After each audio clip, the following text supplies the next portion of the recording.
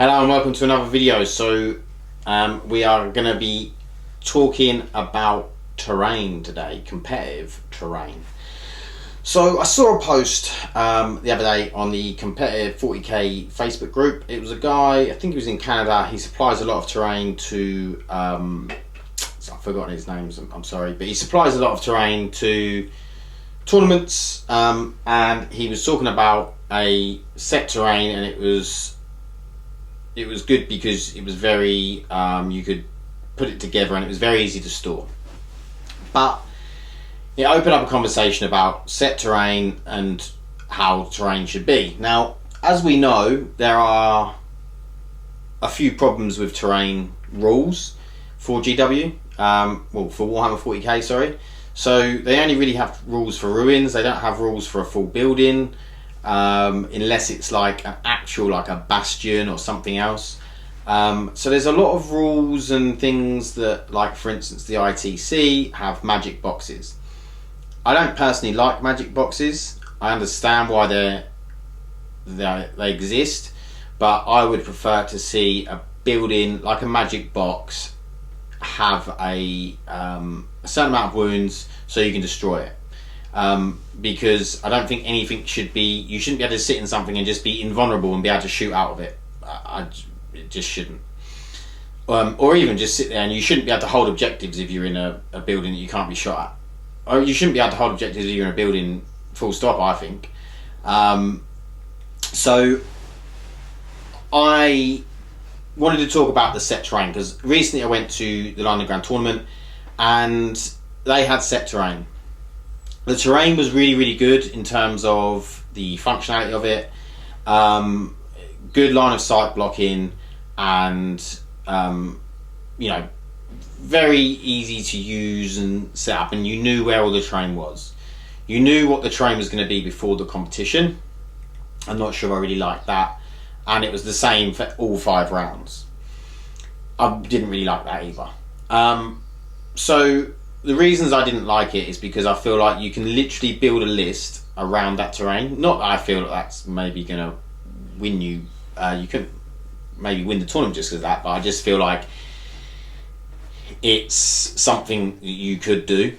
Secondly, which you probably should do if you're playing competitively, build it around, because why not? If they've given you the terrain, play to the advantage.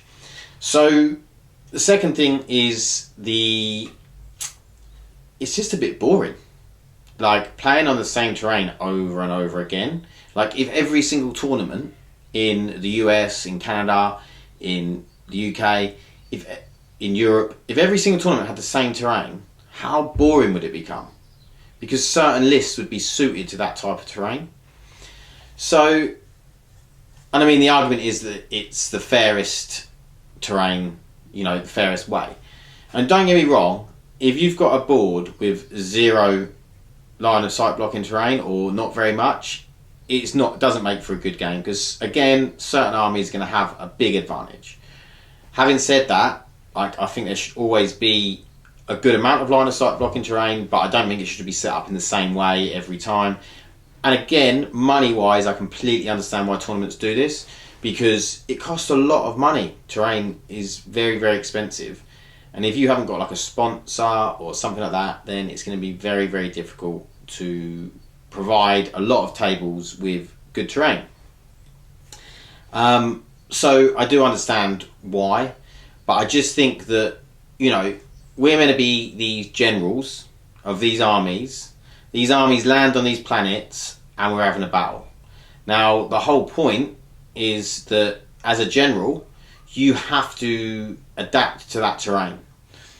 Now, obviously, it is still a game, so you don't want to make it so that, like I was saying about having 0 line of sight. Yeah, there's probably desert planets with 0 line of sight blocking, but then it just becomes like all the gunline armies just immediately win, so it's boring. Should you have one like that? I think probably not. I think you should always have some line of sight blocking terrain, because it is a game and there are rules, and the rules of the game are not suited to having no line of sight blocking terrain, because you come up against an all combat army and they just die. So I like line of sight blocking terrain. I just want it to be varied. I want it to be varied. I want to go and play on a table that, you know, the first game I play is on a different table than the second game. There's, you know, some different hurdles to get over, whether that be, you know, how big the gaps are to get models through, or whether I can fly up onto something, or if I can't, or, you know, whatever it is, it's just variation. And yeah, don't get me wrong, you may lose a game because the terrain didn't suit your army as well. But I think as long as there is a fair amount of line of sight blocking terrain, you can't complain too much. Like I was saying, there definitely needs to be more terrain rules coming from GW, or there needs to be some sort of like the ITC, a tournament body, or whether the ITC, the ETC, Nova, you know, these big organisations, if they come together and then set some rules out, you know, like the Magic Box. I don't particularly like the Magic Box, just purely because it's unkillable, and I don't think that there should be a building that is you can't destroy. So I like, there is also, it then becomes hard if you've got a destroyable building. Once it's destroyed, what do you leave there? Does it just get taken away and they just sit on the board, or is there a crater? Is there a ruin? But if there's a ruin then, or a crater, then you've got to have extra terrain for when you take that away. You've got to be able to put a crater down, or to be able to put a ruin down. So there is, you know, there are things that make that harder. Obviously, with something like the hab blocks from Mad Gaming Terrain, I'm just using this as an example, but they are our sponsors, but that's not, I'm using it as an example. But like, for instance, they have removable lids, removable roofs, sorry, from the hab block. So once you could make it a ruin and take the lid off, and then it's a ruin, and then it acts as a ruin. So that could be something like that. If you had terrain like that, you could maybe do that with. And then you'd obviously have to make the same set rules for buildings, how many ruins they have, what's the toughness of this building, you know, and it would have to be the same obviously across the whole tournament, but it would be good if it was across the whole tournament scene. But yeah, I saw this thread of multi conversations. There was some really good posts on there. Go and have a look if you haven't seen it already. It's on the Competitive 40k Facebook group, and yeah, it's one about terrain. And it was really interesting. And like I said, I completely understand why tournament organisers use set terrain. And that, it did say in there that they could set the same terrain up in different ways, which, don't get me wrong, I'm not, again, at least you're playing on a slightly different board each time. But yeah, I think that I think one day we'll get there with terrain, and GW have better rules, and we'll be able to have more variations on maps and stuff like that, and it will be a lot better. Like I said, I understand why the LGT use the same terrain for every board. It makes things easier. You know, it's better cost-wise, and also there's an argument to fairness. So, you know, we already play a random game, so we're rolling dice, and that's the randomness. And then if you add in the randomness of terrain, random terrain and stuff like that, it then makes it more random. And people say it's fairer if you have set terrain. But I also, again, I bring back to the fact that, you know, a general should have to adapt a certain amount to each board they play on, and it should different hurdles should arise on that board. And as long as it's fairly evenly balanced, they're fairly evenly balanced boards, that should go up and down throughout the tournament.